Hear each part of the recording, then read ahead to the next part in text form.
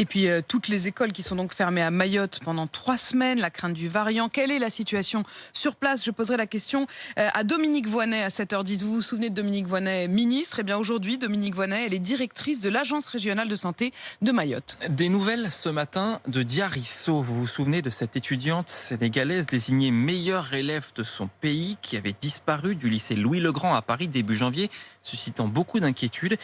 Eh bien, elle vient de réapparaître sur les réseaux sociaux pour faire la promotion de son livre. Longtemps, j'ai cru que ma vie ne serait que pénitence. Je m'étais fait à l'idée de ne jamais connaître le véritable bonheur.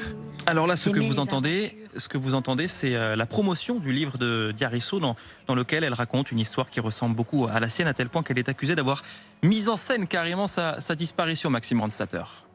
C'est un coup de com' sur le réseau Instagram qui tombe mal pour les internautes sénégalais que la disparition de Diarisso avait angoissé.